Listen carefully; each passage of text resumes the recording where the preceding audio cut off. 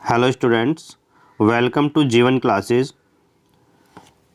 आज की यह वीडियो पॉलिटेक्निक डिप्लोमा के लिए काफ़ी ज़्यादा इम्पोर्टेंट है, जो फर्स्ट ईयर के सेकंड सेमेस्टर के सब्जेक्ट अप्लाइड मैकेनिक्स के लिए यह वीडियो होगा।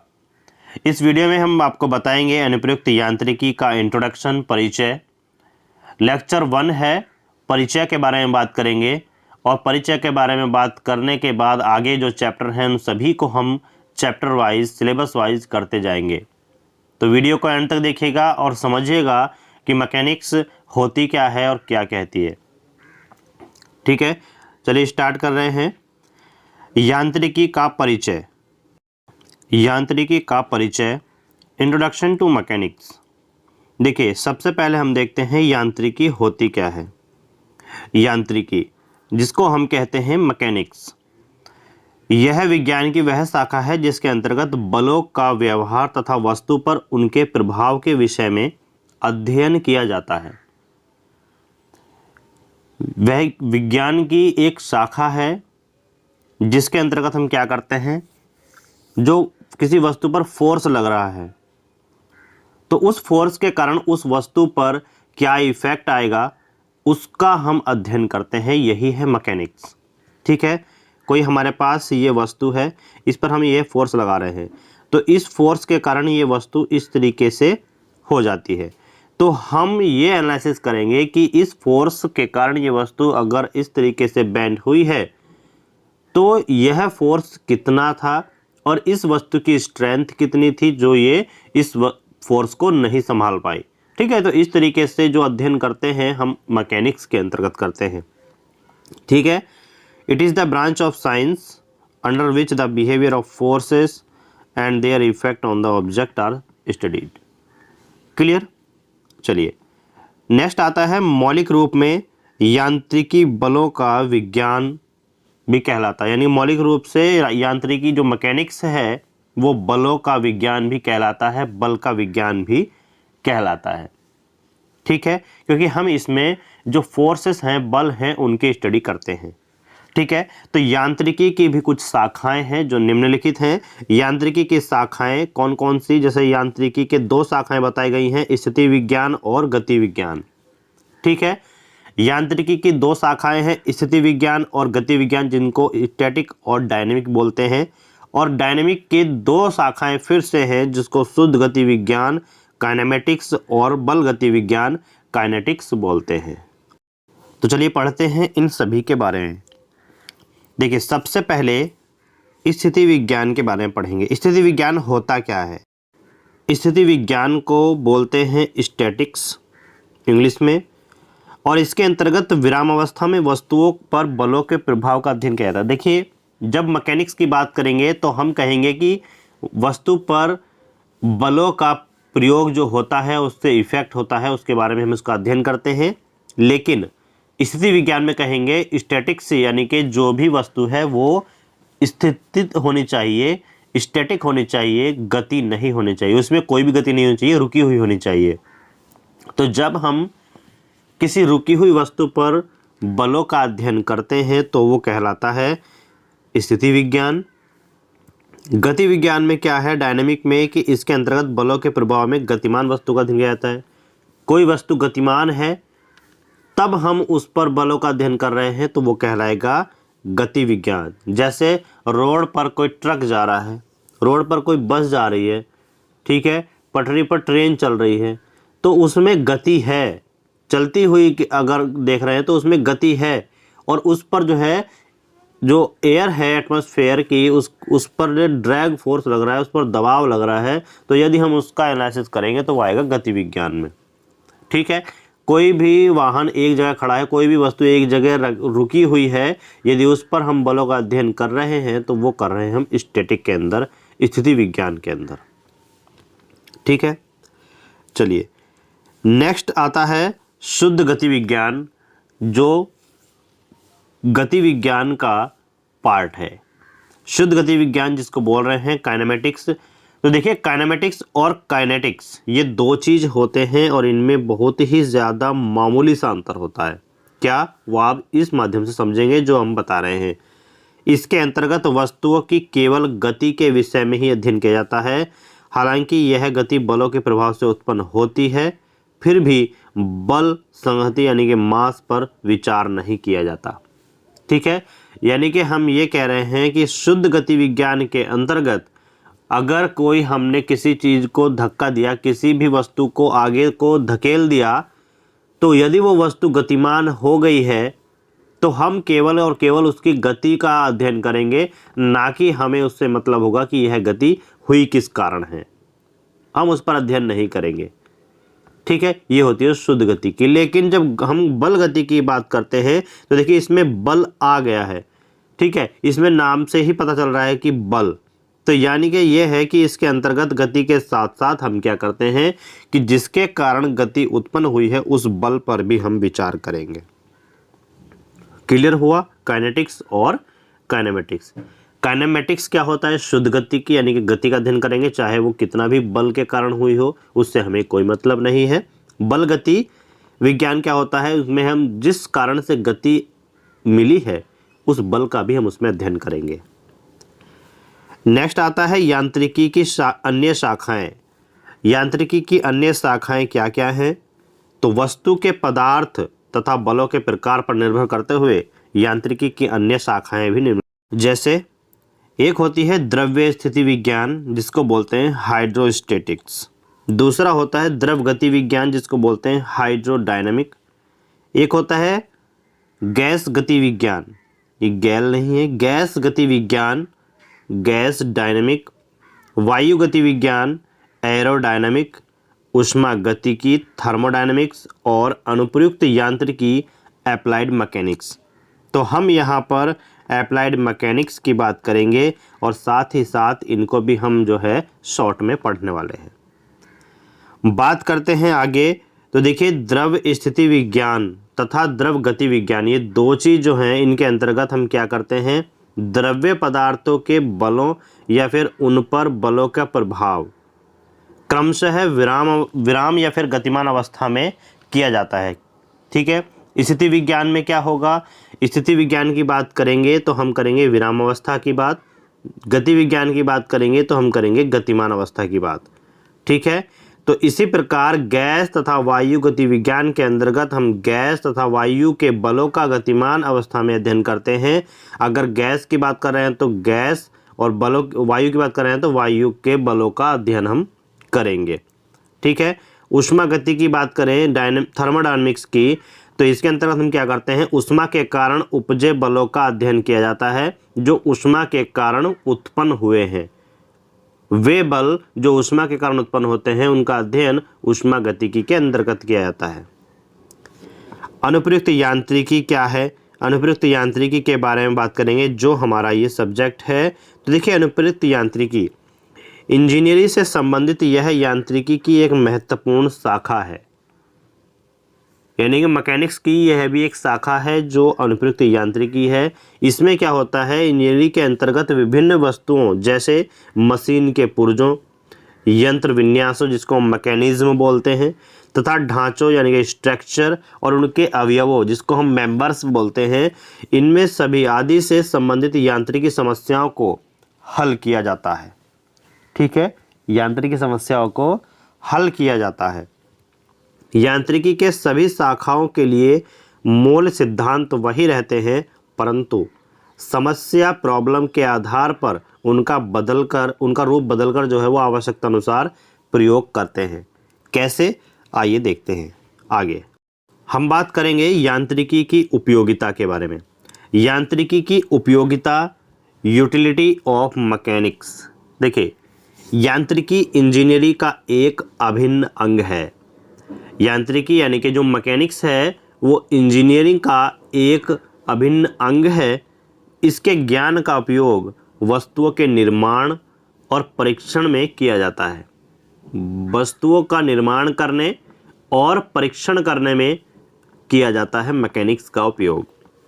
मशीन या फिर यंत्र विन्यास मैकेनिज्म के किसी पुर्जे, ढांचे या उसके अवयव के निर्माण के लिए सर्वप्रथम उस अंग पर लगने वाले बलों को ज्ञात करते हैं और फिर उनके प्रभाव आदि पर विचार करके अंग का साइज तथा उसका पदार्थ निश्चित किया जाता है कि इस पर कितना फोर्स आने वाला है और यहाँ पर कौन सा पदार्थ इस फोर्स को झेल पाएगा।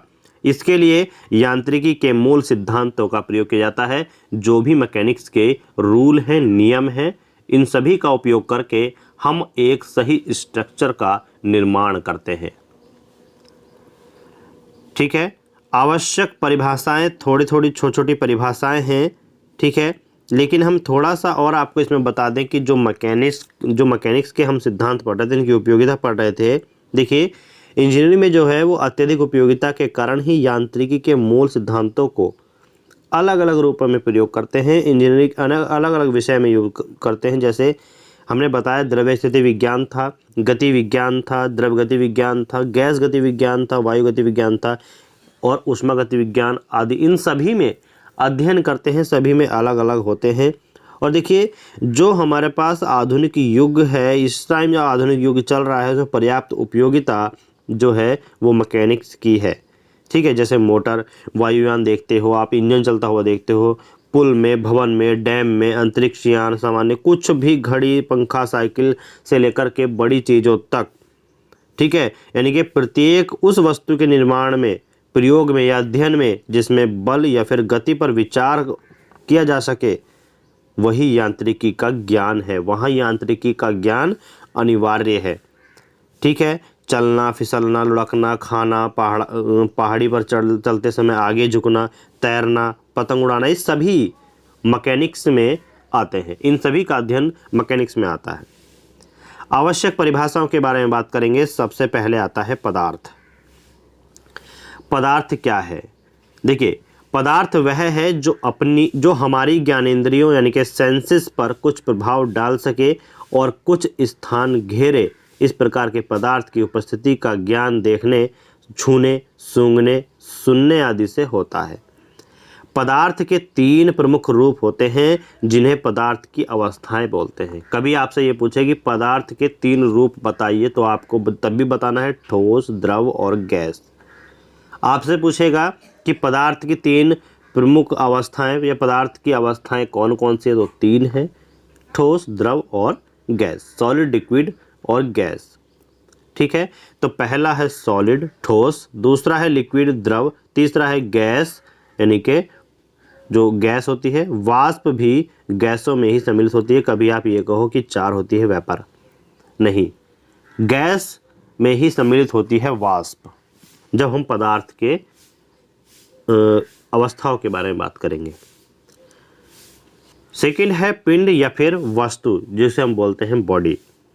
यह किसी पदार्थ का भाग है जो निश्चित स्थान घेरता है। यह जिसकी संहति और आयतन भी निश्चित होते हैं, अर्थात वस्तु पदार्थ का नग है। वस्तु पदार्थ का नाम है। देखिए, ठीक है, ये नाम है, ध्यान रखिएगा। वस्तु पदार्थ का नाम है जो सभी दिशाओं में सीमित हो। ठीक है, यानी वस्तु पदार्थ का वह नाम है जो सभी दिशाओं में सीमित हो। दृढ़ पिंड। अब देखिए, सभी दिशाओं में सीमित का मतलब क्या है, इसको भी देख लीजिएगा। ठीक है, यानी पदार्थ, वस्तु जो है वो पदार्थ का भाग है, पदार्थ का भाग ही वस्तु है, पदार्थ का नाम ही वस्तु है जो सभी दिशाओं में सीमित हो। ठीक, दृढ़ पिंड या फिर वस्तु जिसको हम बोलते हैं रिजिड बॉडी, तो यह वह पिंड है जिस पर किन्हीं भी 2 बिंदुओं के बीच की दूरी बल लगाने पर नहीं बदलती। अर्थात हम कह सकते हैं कि दृढ़ पिंड का अत्यधिक बल लगाने पर भी विरूपण यानी कि डिफॉर्मेशन नहीं होता। कोई हमारे पास ये बॉडी है, इस पर हम कितना भी बल लगा रहे हैं लेकिन इस पर कोई असर नहीं पड़ रहा है, तो उसको बोलते हैं हम दृढ़ पिंड या फिर रिजिड बॉडी।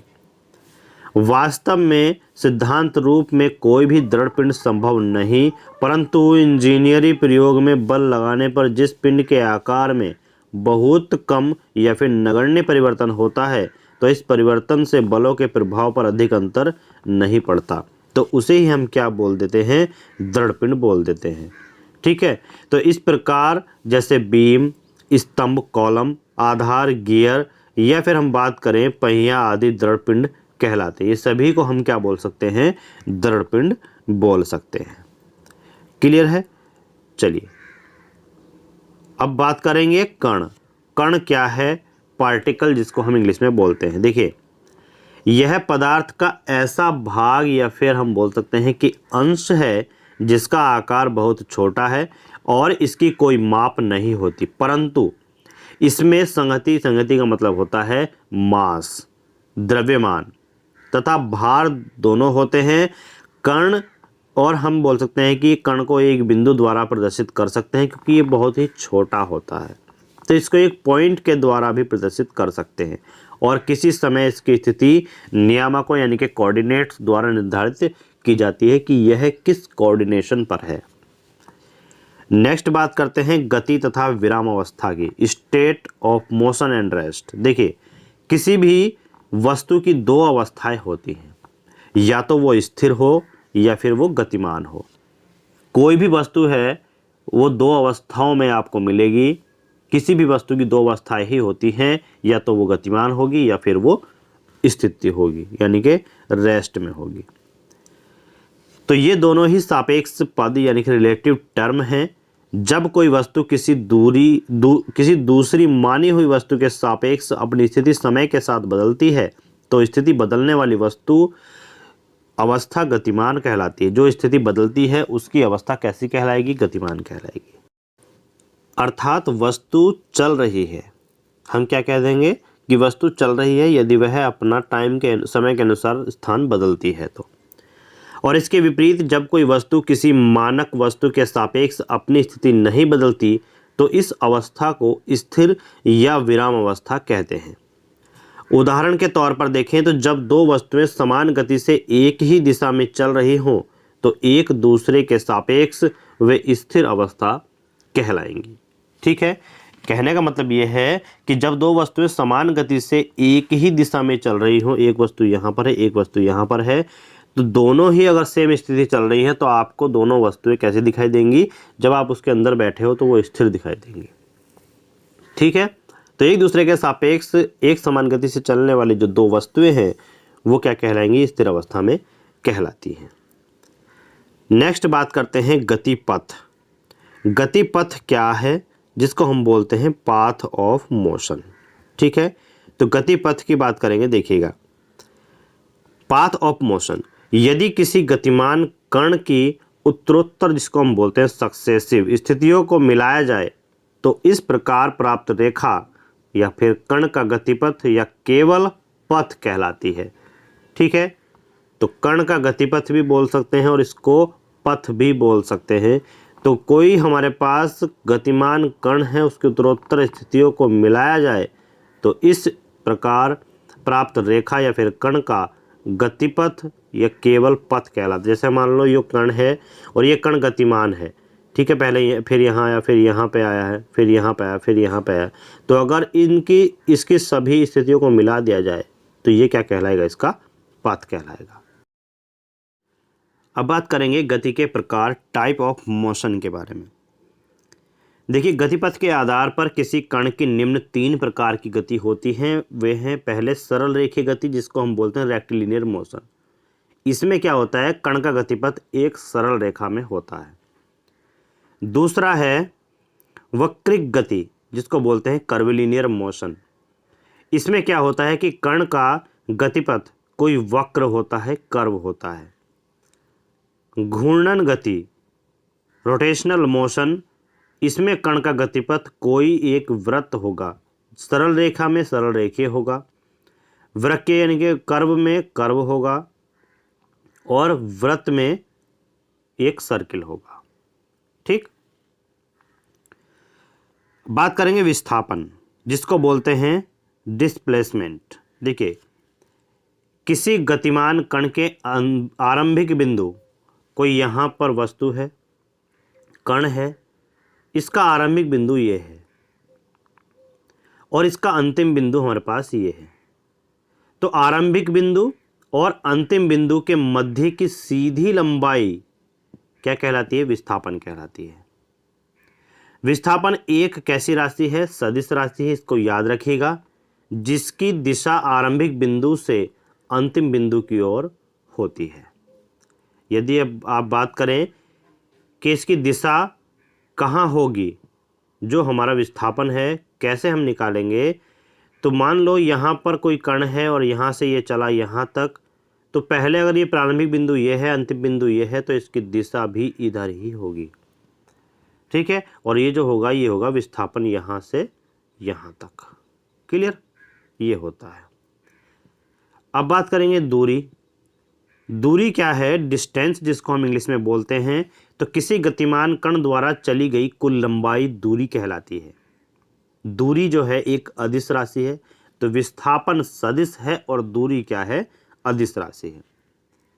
ठीक है, दूरी और विस्थापन को डिटेल में जानेंगे आगे, जो हमें फिगर दिए हुए हैं। यहाँ पर हमें कुछ फिगर दिए हुए हैं जो विस्थापन और दूरी को समझने के लिए पर्याप्त हैं। देखिए, फर्स्ट फिगर में हम देख रहे हैं कि कोई हमारे पास ए और डी दो पॉइंट हैं। हमें यहाँ से चल करके ए से चल करके डी पर जाना है। तो एक हमने देखा कि ए और डी के बीच में जो सीधी रेखा है, क्या उस रास्ते पर जाया जाए? तो यदि हम उस रास्ते पर चलते हैं तो हमारा A D equal to L आता है, और यही हमारे पास क्या लगा? विस्थापन। कहने का मतलब ये है कि प्रारंभिक बिंदु से अंतिम बिंदु के बीच की जो कम से कम दूरी होगी वही कहलाएगा विस्थापन। और जो दूरी हम तय करेंगे, यानी कि किसी भी तरीके से, मान लो ये बिंदु है, एक ये बिंदु है, तो हम ऐसे भी अगर जा रहे हैं तो ये टोटल लंबाई क्या कहलाएगी? दूरी कहलाती है। ठीक है, तो किसी भी रास्ते को हम अपना रहे हैं, उस रास्ते की लंबाई क्या कहलाती है? दूरी कहलाएगी। और यदि हम जो हमारे पास इनिशियल प्रारंभिक बिंदु है और फाइनल बिंदु जो अंतिम बिंदु है, उसके बीच की हम कम से कम दूरी पे, सबसे कम दूरी पर चलेंगे और वहाँ तक पहुँचेंगे, तो वो कहलाएगा उसका विस्थापन।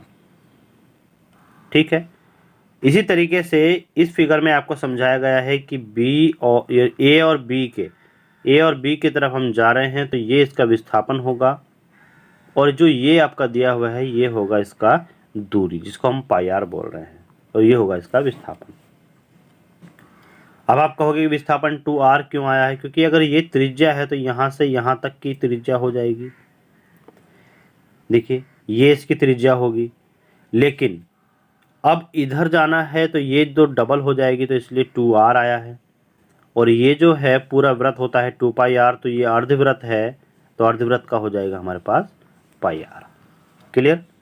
चलिए, अब इसी तरीके से यहाँ पर देखिएगा, अगर हम जो है ए से चल कर के हम ए पर ही आ जाते हैं तो विस्थापन 0 हो जाएगा, क्योंकि इनिशियल पॉइंट भी वही है और फाइनल पॉइंट भी वही है, तो हम यहाँ पर क्या कहेंगे? विस्थापन 0। लेकिन दूरी 0 नहीं होगी, क्योंकि घूम करके यहाँ से यहाँ तक आए हैं, पूरी वृत्त की परिधि को घुमा दिया, तो वृत्त की परिधि के बराबर इसकी दूरी हो जाएगी। क्लियर है? चलिए, बात करते हैं द्रव्यमान की, जिसको बोलते हैं इंग्लिश में मास। किसी वस्तु में जितना पदार्थ यानी कि मैटर होता है वह उसका द्रव्यमान कहलाता है। बस इतनी सी डेफिनेशन है द्रव्यमान की। कोई वस्तु है, उसमें कितना मैटर है, कितना पदार्थ है, वही उसका द्रव्यमान कहलाएगा। और द्रव्यमान को संगति या फिर हम बोलते हैं मास। द्रव्यमान की अनुपस्थिति में किसी वस्तु का अस्तित्व नहीं होता। यदि किसी वस्तु में द्रव्यमान ही नहीं है तो उसका अस्तित्व ही नहीं होगा। किसी वस्तु का द्रव्यमान प्रत्येक स्थान पर समान बना रहता है। द्रव्यमान जो है एक ऐसी राशि है, अदिश राशि होगी। द्रव्यमान का एसआई मात्रक किलोग्राम होता है, और 1 किलोग्राम इक्वल टू 10⁻³ ग्राम और 10⁻6 मिलीग्राम होता है दोस्तों। ठीक है, इसको याद रखिएगा। आगे बढ़ते हैं। भार की बात करें तो देखिए, भार क्या होता है, इसको ध्यान से सुनिएगा, ध्यान से जानिएगा कि भार क्या है। किसी भी वस्तु को अपनी ओर जिस बल से आकर्षित करती है, पृथ्वी किसी भी वस्तु को जिस बल से अपनी ओर आकर्षित करती है वह वस्तु का भार कहलाता है। पृथ्वी हर एक वस्तु को क्या करती है? आकर्षित करती है, अपनी ओर आकर्षित करती है, अपनी ओर खींचती है। तो वह जिस बल से किसी वस्तु को अपनी ओर खींचती है वही क्या कहलाता है, वस्तु का भार कहलाता है। और वस्तु का भार जो है एक सदिश राशि है, जबकि द्रव्यमान एक अदिश राशि है जिसकी दिशा सदैव पृथ्वी के केंद्र की ओर होती है। यदि वस्तु का द्रव्यमान तथा गुरुत्वीय त्वरण g है तो वस्तु का भार जो है वो क्या हो जाएगा, mg हो जाएगा। यानी द्रव्यमान में यदि हम गुरुत्वाकर्षण बल से गुणा कर दें तो वो हमारा भार बन जाता है। और जहां पर g की वैल्यू 9.81 मीटर पर सेकंड स्क्वायर, भार का एसआई मात्रक न्यूटन कहलाएगा। न्यूटन है n, ये n है दोस्तों, n। पृथ्वी की सतह पर किसी वस्तु का भार ध्रुवों यानी कि पोल्स पर अधिकतम तथा भूमध्य रेखा पर न्यूनतम होता है। वस्तु का भार पृथ्वी की सतह से ऊपर जाने पर और नीचे आने पर घटता है। जो वस्तु का भार है अगर पृथ्वी तल से नीचे जाएंगे तब भी वस्तु का जो है भार है वो घटेगा, ऊपर जाएंगे तब भी वस्तु का भार घटेगा, लेकिन पृथ्वी के केंद्र पर किसी वस्तु का भार शून्य हो जाता है। और सबसे ज़्यादा कहाँ होगा, पृथ्वी की सतह पर होगा। ठीक है, नेक्स्ट आता है वेग। वेग क्या है दोस्तों, जिसको इंग्लिश में बोलते हैं वेलोसिटी। किसी कण के विस्थापन परिवर्तन की दर, किसी कण के विस्थापन परिवर्तन की दर जो है क्या कहलाती है, वेग कहलाती है। और यह एक सदिश राशि है जिसका एसआई मात्रक होता है मीटर पर सेकंड। इसको तो याद कर लीजिए दोस्तों। चाल यानी कि स्पीड की बात करें तो किसी कण के दूरी परिवर्तन की दर, देखिए वेग जो होता है वो विस्थापन परिवर्तन की दर होता है, लेकिन दूरी जो होती है, जो चाल होती है वो दूरी परिवर्तन की दर होती है। बस इतना ध्यान रखिएगा, यही इसमें अंतर है। ठीक, किसी कण के विस्थापन की दर क्या कहलाएगी, वेग कहलाएगी, लेकिन किसी कण के दूरी परिवर्तन की दर क्या कहलाएगी, चाल कहलाएगी। और वेग एक सदिश राशि है लेकिन चाल एक अदिश राशि है जिसका एसआई मात्रक मीटर पर सेकंड ही होता है। मात्रक दोनों का सेम है लेकिन राशि एक अदिश है एक सदिश है, और एक में विस्थापन परिवर्तन की दर को वेग विस्थापन परिवर्तन की दर है और दूसरा दूरी परिवर्तन की दर है। बात करें त्वरण की, जिसको बोलते हैं एक्सेलरेशन। देखिए, किसी कण की वेग वृद्धि की दर त्वरण कहलाती है। वेग वृद्धि की दर यानी कि वेग में परिवर्तन जो है समय के साथ वेग में परिवर्तन हमारा क्या कहलाएगा, त्वरण कहलाएगा। तो यदि किसी कण का वेग 4 सेकंड में 5 से बढ़कर v हो जाता है तो कण का त्वरण जो होगा वो क्या हो जाएगा, a = v-u/t। त्वरण एक सदिश राशि है जिसका एसआई मात्रक मीटर पर सेकंड स्क्वायर होता है दोस्तों, मीटर पर सेकंड स्क्वायर होता है। यदि कण के वेग में कमी आती है तो v जो हमारे पास कण का वेग है यदि उसमें कमी आती है, ध्यान रखिएगा, यदि कण के वेग में कमी आती है तो ये नहीं है, ये कहलाएगा v is less than u, v is less than u कहलाएगा यदि कण के वेग में कमी आती है। और तब त्वरण का मान जो है कैसा हो जाएगा, निगेटिव हो जाता है। और जब हम कहते हैं कि निगेटिव त्वरण तो हम यहाँ पर मंदन की बात करते हैं, रिटार्डेशन की बात करते हैं। जब भी त्वरण निगेटिव जाएगा तो वो क्या हो जाएगा, मंदन हो जाएगा, रिटार्डेशन कहलाएगा। नेक्स्ट हमारे पास है अदिश तथा सदिश राशियाँ क्या हैं। अदिश तथा सदिश राशियों के बारे में बात करते हैं। तो अदिश राशियाँ स्केलर एंड वेक्टर क्वांटिटीज। देखिए, प्रत्येक भौतिक राशि का कुछ आंकिक परिमाण होता है, कुछ ना कुछ आंकिक परिमाण होता ही है। राशि के आंकिक परिमाण के पश्चात मात्रक लिखा जाता है। जैसे कि आंकिक परिमाण हो गया बल है तो आंकिक परिमाण हो गया 20, तो इसका मात्रक भी लिखा जाएगा यानी कि 20 न्यूटन। ठीक है, तो कोई भी राशि है उसका आंकिक मान होता ही होता है और उसका जो है जो मात्रक है वो भी लिखा जाता है। कुछ भौतिक राशियाँ ऐसी होती हैं जिनको व्यक्त करने के लिए केवल उनके परिमाण की आवश्यकता होती है। हालांकि कुछ भौतिक राशियों को व्यक्त करते समय परिमाण के साथ साथ उनकी दिशा भी आवश्यक होती है। तो सभी भौतिक राशियों को 2 भागों में वर्गीकृत किया गया है, जो है अदिश राशि और सदिश राशि, फर्स्ट और सेकंड। ठीक है, तो अदिश राशियों के बारे में बात करें। सबसे पहले अदिश राशियों के बारे में बात करेंगे दोस्तों। अदिश राशियाँ क्या हैं, तो ध्यान से देखिएगा, डेफिनेशन को इसको आपको याद करना है। वे भौतिक राशियाँ जिनको व्यक्त करने के लिए केवल उनके परिमाण की आवश्यकता होती है, तो उन्हें हम क्या कहते हैं, अदिश राशि कहते हैं। उदाहरण के तौर पर देखा जाए तो समय, तापमान, द्रव्यमान, दूरी, चाल, शक्ति, आयतन, विद्युत प्रतिरोध, ऊष्मा, कार्य ऊर्जा, विद्युत विभव, आवेश, ये सभी अदिश राशियां कहलाएंगी जिनमें केवल और केवल परिमाण की आवश्यकता होती है, इसमें दिशा की आवश्यकता नहीं होती। लेकिन जब हम बात करेंगे सदिश राशियों की, वेक्टर क्वांटिटी की, तो वे भौतिक राशियां जिन्हें व्यक्त करने के लिए उनके परिमाण के साथ साथ दिशा की भी आवश्यकता होती है, तो वे राशियां क्या कहलाएंगी, सदिश राशि कहलाएंगी। ठीक है, यदि आपसे कहा जाए कि एक पिंड को 10 मीटर विस्थापित कर रहे हैं, 10 मीटर विस्थापित कर, जिस 10 मीटर विस्थापित किया, तो आप इस निर्देश का क्रियान्वयन तब तक नहीं कर पाएंगे, उस निर्देश का पालन तब तक नहीं कर पाएंगे जब तक आपको यह न बता दिया जाए कि पिंड का विस्थापन किस दिशा में करना है। इससे यह स्पष्ट है कि विस्थापन एक सदिश राशि है और अन्य सदिश राशियां जैसे त्वरण, रेखीय संवेग, बल, आघूर्ण, कोणीय वेग, कोणीय त्वरण, विद्युत क्षेत्र, चुंबकीय क्षेत्र इत्यादि ये सभी सदिश राशियों के उदाहरण हैं। ध्रुवीय सदिश क्या होता है, जिसको हम बोल रहे हैं पोलर वेक्टर। तो ध्रुवीय सदिश के बारे में बात करें तो पोलर वेक्टर क्या है, देखिए, वे सदिश राशियां जिनका कोई निश्चित मूल बिंदु अथवा आरंभिक बिंदु होता है, ध्रुवीय सदिश कहलाती हैं। और उदाहरण में विस्थापन या फिर बल, इनका कोई एक निश्चित बिंदु जरूर होता है जिससे ये आरंभ होती है। ठीक, अब बात करते हैं अक्षीय सदिश की, जिसको एक्सियल वेक्टर बोलते हैं। घूर्णन गति की दिशा को प्रदर्शित करने के लिए अक्षीय सदिश का प्रयोग किया जाता है।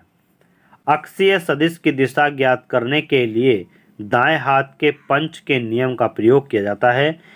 और उदाहरण हम ले सकते हैं अक्षीय सदिश में कोणीय वेग, कोणीय संवेग इत्यादि, ये उदाहरण जो है अक्षीय सदिश के होंगे। ठीक है, बात करते हैं समान सदिश क्या होते हैं। देखिए, दो समान सदिश जो होते हैं उनके परिमाण तथा दिशाएं आपस में समान रहती हैं, अर्थात समान सदिश सदैव एक दूसरे के समांतर होते हैं। जैसे P और Q आपको फिगर में दिखाया गया है, ये कहीं भी एक दूसरे को आगे बढ़ा करके भी एक दूसरे को नहीं काटेंगे। ठीक है, तो ऐसे सदिश क्या कहलाते हैं, समान सदिश कहलाते हैं।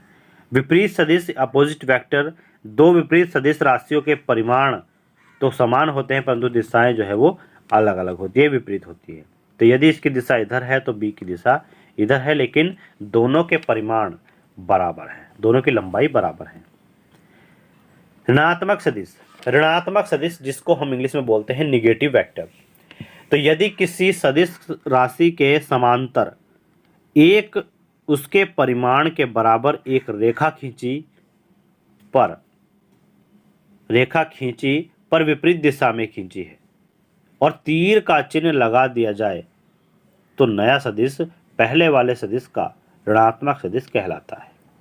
कैसे? मान लीजिए हमारे पास कोई सदिश है जो ये R है, ठीक है, और यहाँ पर उसके ही परिमाण का हमने एक रेखा खींची और उसके अपोजिट डायरेक्शन में हमने तीर लगा दिया। ठीक, तो ये कहलाएगा -R सदिश, उसका निगेटिव वेक्टर। बात करेंगे एकांक सदिश एवं सदिश का परिमाण, यूनिट वेक्टर और मैग्नीट्यूड वेक्टर के बारे में। तो देखिएगा, एक सदिश ए वेक्टर द्वारा प्रदर्शित किया जाता है। ध्यान रखिएगा, एक सदिश जो है, सदिश को हम क्या करते हैं, वेक्टर लगा देते हैं। मान लो ए कोई सदिश है, उसको हमने प्रदर्शित करता है, तो हम लिखेंगे ए के ऊपर में एक तीर लगा देंगे। तो दोस्तों, एकांक सदिश एक सदिश परिणाम जिसको यूनिट वेक्टर और मैग्नीट्यूड वेक्टर बोल रहे हैं, इसको हम पढ़ेंगे नेक्स्ट वीडियो में। तो एकांक सदिश एवं सदिश का परिमाण ये हम नेक्स्ट वीडियो में पढ़ने वाले हैं। इस वीडियो को आप ध्यान से देखिएगा, इसमें काफ़ी ज़्यादा इम्पोर्टेंट जो डेफिनेशंस हैं और पॉइंट हैं वो आपको बता दिया गया है। कोई भी सिलेबस से बाहर कुछ नहीं पढ़ाया जाएगा, केवल और केवल हम अपने यूनिवर्सिटी एग्ज़ाम पर फोकस देंगे और यूनिवर्सिटी एग्ज़ाम पर फोकस करने के साथ साथ आपको एग्जाम्पल के तौर पर सभी बाहर की बातें बता दी जाएंगी जो भी इस सब्जेक्ट से रिलेटेड होंगी एग्जाम्पल तौर पर। ठीक है, तो थैंक्स फॉर वॉचिंग। वीडियो अच्छा लगा हो तो वीडियो को लाइक और शेयर कर दीजिएगा। जो स्टूडेंट्स हमारे चैनल पर नए हैं वो चैनल को सब्सक्राइब जरूर कर लें। Thanks for watching. मिलते हैं नेक्स्ट वीडियो में।